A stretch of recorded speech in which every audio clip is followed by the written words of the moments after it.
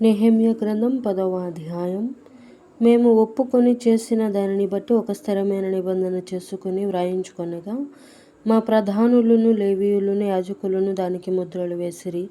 దానికి ముద్రలు వేసిన వారెవరనగా అధికారియగు హకల్యా కుమారుడైన నెహెమ్యా, సిద్కియా, షరయా, అజర్యా, ఇర్మియా, పషూరు, అమర్జ్యా, మల్కియా, హటూషు, షబన్యా, మల్లూకు, హరీము, మెరెమోతు, ఓబద్యా, దానియేలు, గిన్నెతోను, బారూకు, మెషల్లాము, అబియా, మియామిను, మయాజ్యా, బిల్గాయి, షమయా వీరందరు యాజకులుగా ఉండువారు. లేవీయులు ఎవరనగా అజన్యా కుమారుడైన యోషువ, హేనాదాదు కుమారులైన బిన్నాయి, కద్మియేలు. వారు సహోదరులైన షబన్యా, హోదియా, కెలిటా, పెలాయా, హనాను, మీకా, రెహోబు, హషబ్యా, జక్కూరు, షెరేబ్యా, షెబన్యా, హోదియా, బానీ, బెనీను అనువారు.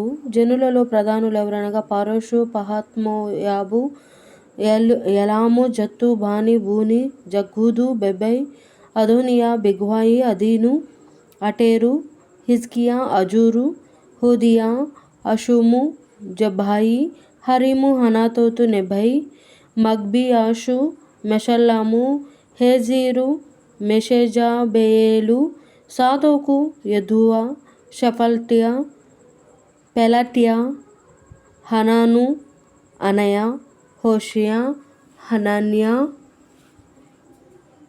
అషూబు, హల్లోహేషు, పిల్హా, షోబ్బెకు, రెహూము,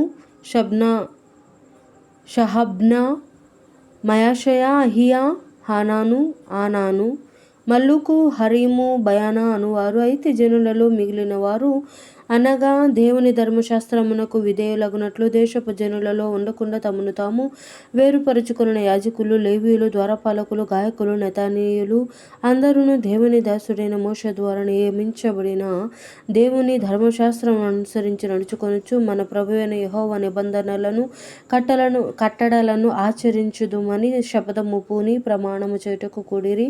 వారి భార్యలు, వారి కుమారులు, వారి కుమార్తెలు తెలివియు బుద్ధి జ్ఞానములు కలిగిన వారై, తెలివియు బుద్ధియు గలవారెవరో వారును ఈ విషయములో ప్రధానులైన తమ బంధువులతో కలిసిరి.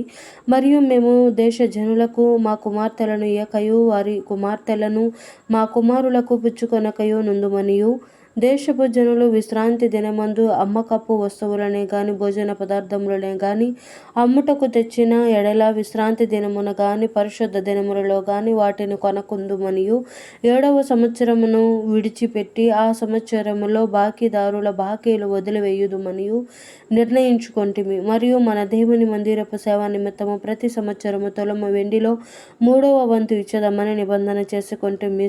సవరింపబడిన రొట్టె విషయములోను, నిత్య నైవేద్యము విషయములోను, నిత్యము అర్పించు దహనబలి విషయములోను, విశ్రాంతి దినముల విషయములోను, అమావాస్యల విషయములోను, నిర్ణయింపబడిన పండుగల విషయములోను, ప్రతిష్ఠితములైన వస్తువుల విషయములోను, ఇశ్రాయేలులకు ప్రాయశ్చిత్తము కలుగుటకైన పాప పరిహారార్థ బలుల విషయములోను, మన దేవుని మందిరపు పని అంతటి విషయములోను అలాగున నిర్ణయించుకొంటిమి. మరియు మా పితరుల ఇంటి మర్యాద ప్రకారము ప్రతి సంవత్సరమును నిర్ణయించుకొనిన కాలములలో ధర్మశాస్త్ర గ్రంథమందు వ్రాసి ఉన్నట్టు మా దేవుడైన యెహోవా బలిపీఠము మీద దహింపజేయుటకు యాజకులలోను, లేవీయులలోను, జనులలోను కట్టెలు అర్పణమును మా దేవుని మందిరములోనికి ఎవరు తేవలను వారును చీట్లు వేసుకొని నిర్ణయించుకొంటిమి. మరియు మా భూమి యొక్క ప్రథమ ఫలములను, సకల వృక్షముల ప్రథమ ఫలములను ప్రతి సంవత్సరము ప్రభు మందిరమునకు మేము తీసుకొని వచ్చినట్లుగా నిర్ణయించుకొంటిమి. మా కుమారులలో జ్యేష్ఠపుత్రులు, మా పశువులలో తొలిచూలులను ధర్మశాస్త్ర గ్రంథమందు వ్రాయబడినట్లు మా మందలలో తొలిచూలులను మా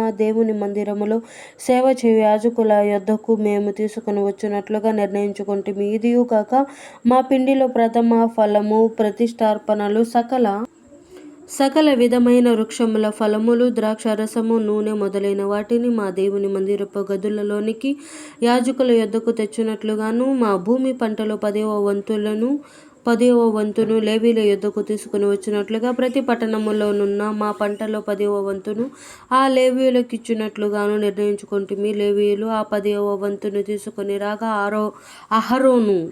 అహరోను సంతతి వాడైన యాజకుడు ఒకడును వారితో కూడా ఉండవలెననియు, 10వ వంతులలో 1 వంతు లేవీయులు మా దేవుని మందిరములో ఉన్న ఖజానా గదులలోనికి తీసుకొని రావాలననియు నిర్ణయించుకొంటిమి. ఇశ్రాయేలీయులను లేవీయులను ధాన్యమును క్రొత్త ద్రాక్షారసమును నూనెను తేగా సేవ చేయు యాజకులను ద్వారపాలకులను గాయకులను వాటిని తీసుకొని ప్రతిష్ఠితములగు ఉపకరణములుండు మందిరపు గదులలో ఉంచవలెను. మా దేవుని మందిరమును మేము విడిచిపెట్టము. దేవుడి పరిశుద్ధ వాక్యం మనకి భద్రపరిచి దించునుగాక. ఆమేన్.